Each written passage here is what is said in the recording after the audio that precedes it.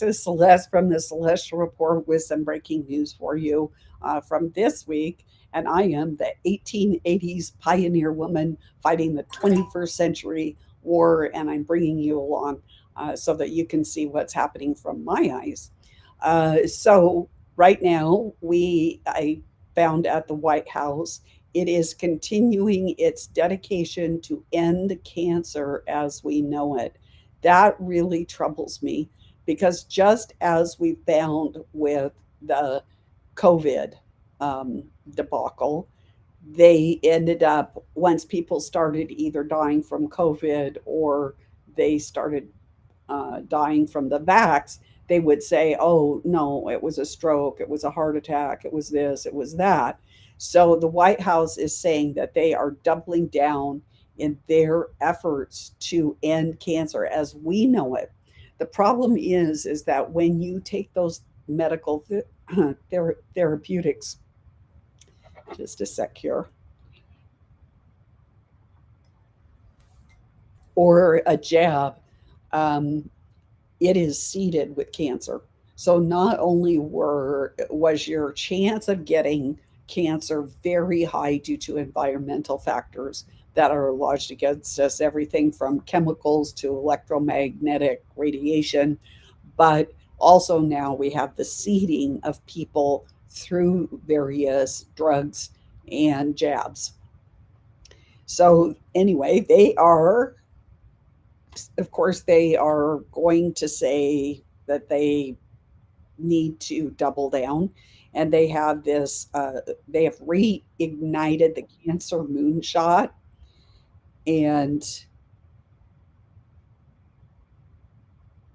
they said it's to reduce the death rate by at least 50% over the next 25 years.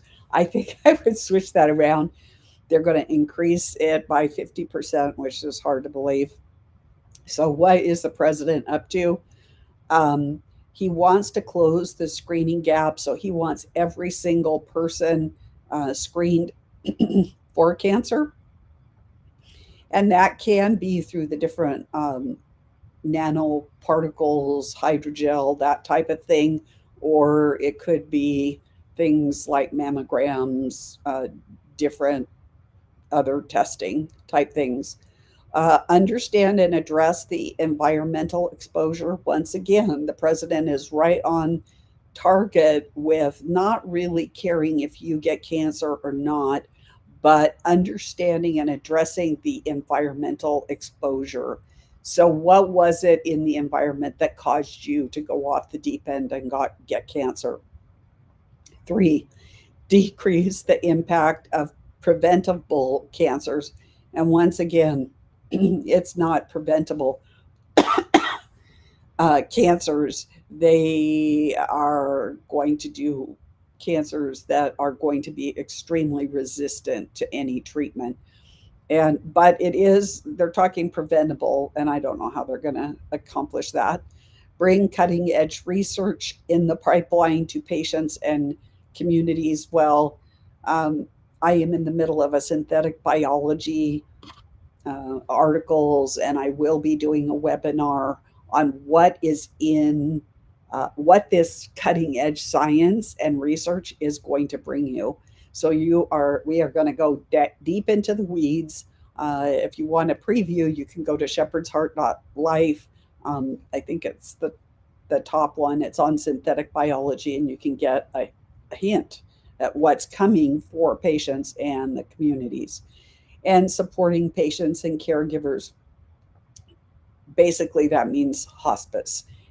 Basically, a program of starvation, dehydration, and having your loved ones end their journey on this earth.